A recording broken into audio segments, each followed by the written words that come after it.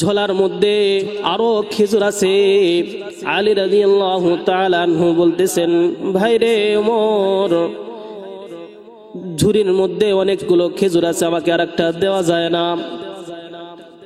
এই কথা বলার সঙ্গে সঙ্গে হযরতে ওমর ফারুক রাদিয়াল্লাহু তাআলা আনহু বলতেছেন, ভাই, গতকাল নবীজি তোমাকে একটা খেজুর দিয়েছে, কাজে আমি তোমাকে বেশি খেজুর দিতে পারবো না। সুবহানাল্লাহ। আলী রাদিয়াল্লাহু তাআলা আনহু আশ্চর্য হয়ে গেছে, আমি কি স্বপ্ন দেখলাম? সেই স্বপ্নের খবর পর্যন্ত ওমর রাদিয়াল্লাহু তাআলা আনহুর কাছে চলে যায়। এমন বড় ওমর। আলহামদুলিল্লাহ আস্তাঈনুহু ওয়া আস্তাগফিরুহু ওয়া নাউযু বিল্লাহি মিন শুরুরি আনফুসিনা ওয়া মিন সাইয়্যাতি আমালিনা। من يهده الله فلا مضل له ومن يضلل فلا هادي له وأشهد أن لا إله إلا الله وحده لا شريك له وأشهد أن سيدنا وسندنا وحبيبنا ومحبوبنا ومرشدنا ومولانا محمدا عبده ورسوله. أما بعد فأعوذ بالله من الشيطان الرجيم. بسم الله الرحمن الرحيم. وقضى ربك ألا تعبدوا إلا إياه وبالوالدين إحسانا. صدق الله العلي العظيم وصدق رسوله النبي الكريم ونحن على ذلك من الشاهدين والشاكرين والذاكرين والحمد لله رب العالمين.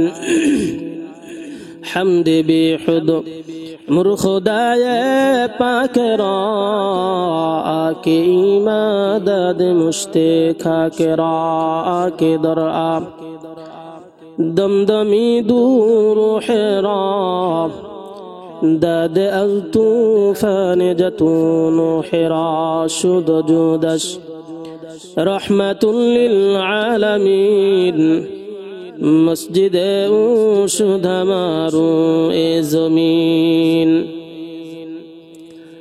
আলহামদুলিল্লাহ, সকল প্রশংসা এই মহান রব্বুল আলামিনের দরবারে, যে মহান রব্বুল আলামিন আমাদেরকে অত্যন্ত ভালোবেসে মোহাব্বত করে আল্লাহ পাক রব্বুল আলামিন আমাদেরকে সুস্থ জীবন দান করেছেন। সেই মহান রব্বুল আলামিনের দরবারে শুকরিয়া জ্ঞাপন করছি। সবাই বলি আলহামদুলিল্লাহ। অতবড় মহামানবের প্রতি আমরা দরুদ প্রেরণ করি, যার ওসিলায় আমরা মুসলমান। সবাই বলি সাল্লাল্লাহু আলাইহি ওয়াসাল্লাম। আমি কোরআনুল কারীম থেকে একটি আয়াত পাঠ করেছি। আল্লাহ পাক রব্বুল আলামিন যদি আমাকে তৌফিক দান করে উক্ত আয়াতের উপরে কিঞ্চিত আলোচনা করব ইনশাআল্লাহ। আল্লাহ পাক রব্বুল আলামিন সূরাতু বানী ইসরাঈলের মধ্যে বলেছেন যে, হে দুনিয়ার মানুষ, তোমরা আমি রব্বুল আলামিনের ইবাদত করো, এবং সাথে সাথে তিনি তার ইবাদতের সাথে পিতামাতার খেদমতকে, পিতামাতার সাথে সদাচরণ করাকে তিনি ফরজ করে দিয়েছেন। সবাই বলি সুবহানাল্লাহ। যে দুনিয়ার মধ্যে যত আমল আছে, সমস্ত আমলের মধ্যে সর্বপ্রথম আল্লাহ তাআলার ইবাদত করতে হবে, পাশাপাশি পিতামাতার খেদমত করতে হবে। তিনি তার একই আয়াতের মধ্যে তার ইবাদতের সাথে পিতামাতার খেদমতকে, পিতামাতার সাথে সৎ আচরণকে তিনি সংযুক্ত করে দিয়েছেন। এই জন্য মুসলমান আমাদেরকে আল্লাহ তাআলার ইবাদত বন্দেগী করতে হবে। কেননা আল্লাহ পাক রব্বুল আলামিন অন্য আয়াতে বলেছেন যে, আমি মানুষ এবং জিন জাতিকে তার ইবাদতের জন্য, তার আল্লাহর ইবাদতের জন্য আমি সৃষ্টি করেছি। এই জন্য আল্লাহ তাআলার ইবাদত করতে হবে, পাশাপাশি পিতামাতার খেদমত করতে হবে। পিতামাতার খেদমত করে কেউ পিছিয়ে পড়ে নাই। ওয়াইসুল করনি, যিনি নবীর যুগে ইসলাম গ্রহণ করেছে কিন্তু নবীকে দেখতে পায় নাই, নবীকে না দেখার কারণে সে সাহাবীর মর্যাদা লাভ করেনি। ওয়াইস করনি তিনি নবীজির কাছে চিঠি প্রেরণ করেছেন। ইয়া রাসূলুল্লাহ ইয়া হাবিবাল্লাহ হুজুর, আমি বহু দূরে থাকি, ইয়া রাসূলুল্লাহ আপনার উপরে ঈমান এনেছি, আপনার উপরে ঈমান আনার কারণে আমি মুসলমান, কিন্তু আপনাকে স্বচক্ষে না দেখার কারণে, নিজের চোখে না দেখার কারণে আমি সাহাবী হইতে পারতেছি না। ইয়া রাসূলুল্লাহ, আমার মনে চায় আমি সাহাবী হব, কিন্তু আমার ঘরে আমার মা অসুস্থ। ইয়া রাসূলুল্লাহ, আমি আমার মায়ের খেদমত করব নাকি আপনার সাথে সাক্ষাৎ করব? আমি যদি আমার মাকে ছেড়ে চলে যাই তাহলে আমার মাকে দেখার কেউ নাই। এ মুসলমান ইমানদার আল্লাহর গোলাম, নবীজি সাল্লাল্লাহু আলাইহি ওয়াসাল্লাম চিঠি উত্তর দিয়ে দিলেন, হে ওয়াইসুল করনি, তোমার সাহাবী হওয়ার দরকার নাই, তুমি আমার কাছে আসো না, তুমি পিতামাতার খেদমত করতে থাকো, পিতামাতার খেদমত করতে থাকো।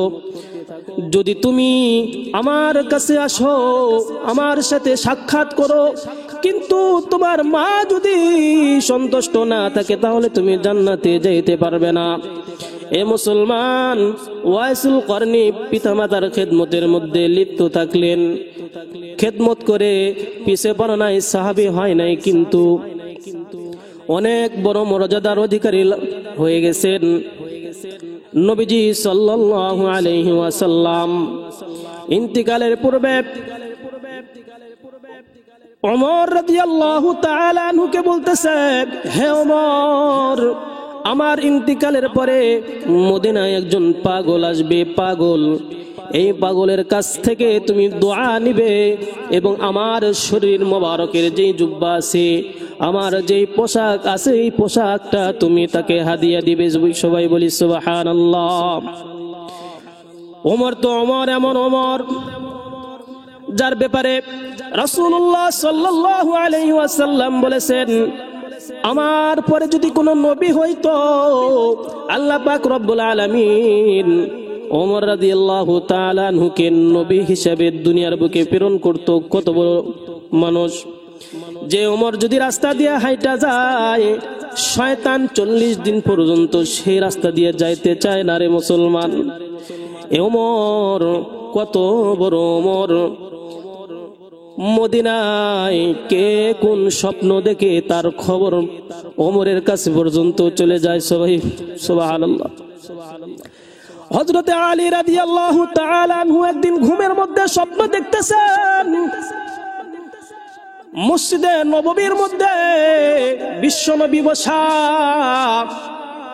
ফজরের নামাজের পরে তিনি সাহাবীদেরকে নিয়ে আলোচনা করতেছেন। হঠাৎ দেখে বাহির থেকে একজন মহিলা তার গাছের পয়লা খেজুর নিয়ে হাজির। খেজুর নিয়ে এসে বলতেছেন, ইয়া রাসূলুল্লাহ, এই খেজুরগুলো আপনার জন্য হাদিয়া, আপনি খান, আপনার সাহাবীদেরকে খাওয়ান। নবীজি সাল্লাল্লাহু আলাইহি ওয়াসাল্লাম সেই খেজুরগুলো গ্রহণ করলেন, খেজুরগুলো সমস্ত সাহাবীদেরকে বন্টন করে দিতেছেন। হযরত আলী রাদিয়াল্লাহু তাআলা আনহু স্বপ্নের মধ্যে তিনি দেখতেছেন, আলী রাদিয়াল্লাহু তাআলা আনহুকে রাসূলুল্লাহ সাল্লাল্লাহু আলাইহি ওয়াসাল্লাম একটা খেজুরের দানা দিলেন। আলী রাদিয়াল্লাহু তাআলা আনহু খেজুরটাকে মুখের মধ্যে দিয়েছেন। হঠাৎ মক্কার মসজিদে নববী থেকে আযানের আওয়াজ, আসসালাতু খায়রুম মিনান নাওম, আসসালাতু খায়রুম মিনান নাওম। এইরকম ভাবে মসজিদ থেকে আওয়াজ পেয়ে হযরত আলীর ঘুম ভেঙে যায়। হযরত আলী রাদিয়াল্লাহু তাআলা আনহু ঘুম থেকে উঠে দেখতেছেন ঘুমের মধ্যে বিশ্ব নবী যেই খেজুরটা দিয়েছেন সেই খেজুরের দানা এখন পর্যন্ত মুখের মধ্যে আছে। সবাই বলি সুবহানাল্লাহ।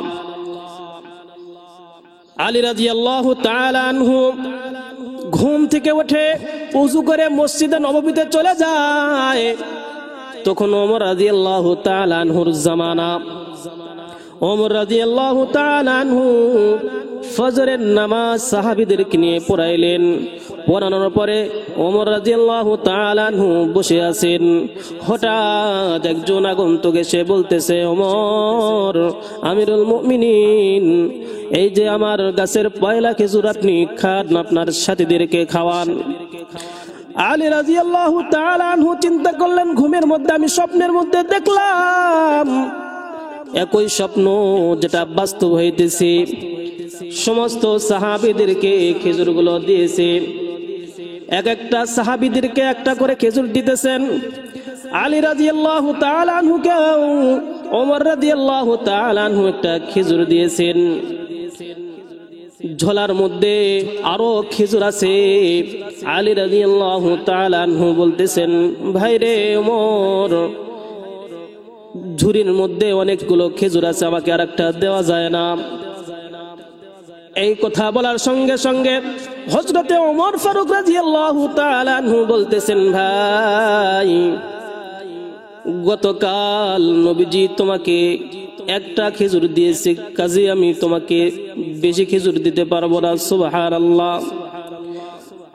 আলী রাদিয়াল্লাহু তাআলা আনহু আশ্চর্য হয়ে গেছে, আমি কি স্বপ্ন দেখলাম সেই স্বপ্নের খবর পর্যন্ত ওমর রাদিয়াল্লাহু তাআলা আনহুর কাছে চলে যায়। এমন বড় ওমর যে ওমর মেম্বারের মধ্যে খুতবা দিতেছেন, সাহাবীরা কিছু সাহাবী যুদ্ধের ময়দানে চলে গেছে। খুতবা দিতে দিতে হঠাৎ করে ইয়া সারিয়াল জাবাল, ইয়া সারিয়াল জাবাল বলতেছে, বলার কারণে তারা সংশোধন হয়ে গেছে। ওই যুদ্ধের ময়দান থেকে যখন সৈন্যরা দেশে ফিরছে, এলাকায় ফিরেছে, সাহাবীরা জিজ্ঞাসা করলো যে ওমর তোমাদেরকে সাবধান করে দিয়েছিল, তোমরা শুনতে পেয়েছিলে কিনা? বলে হ্যাঁ। ওমর যদি আমাদেরকে সাবধান না করতো আমরা শেষ হয়ে যাইতাম। এত বড় ওমর, এত বড় ওমরকে রাসূলুল্লাহ সাল্লাল্লাহু আলাইহি ওয়াসাল্লাম একজন মা বাবার খেদমতকারীর কাছ থেকে দোয়া নেওয়ার জন্য বলছেন। এই জন্য মুসলমান পিতামাতার খেদমত করে ওয়াজ করে পিছে পড়ে যায় নাই। নবীজির ইন্তেকাল হয়ে গেছে। ওমর রাদিয়াল্লাহু তাআলা আনহু বারবার দেখতেছেন সেই পাগল কবে আসে। হঠাৎ একদিন সে পাগল চলে আসে। ওমর রাদিয়াল্লাহু তাআলা আনহু রাসূলের দেয়া দুইটা উপদেশ, একটা হলো যে আমার এই হাদিয়া তুমি তাকে দিবে এবং তার কাছ থেকে দোয়া নিবে। ওমর রাদিয়াল্লাহু তাআলা আনহু সেই মা বাবা খেদমতকারী ওয়াজকর্মীর কাছ থেকে দোয়া নিয়েছেন। সবাই বলি সুবহানাল্লাহ। এই জন্য আল্লাহ পাক রব্বুল আলামিন যে আমাদেরকে বলেছেন যে পিতামাতার খেদমত করতে হবে, এই পিতামাতার খেদমত করে আমাদেরকে জান্নাত অর্জন করতে হবে। আল্লাহ পাক রব্বুল আলামিন আমাদেরকে আল্লাহ তাআলার ইবাদত বন্দেগী করার সাথে সাথে পিতামাতার খেদমত করার তৌফিক দান করেন। আমিন।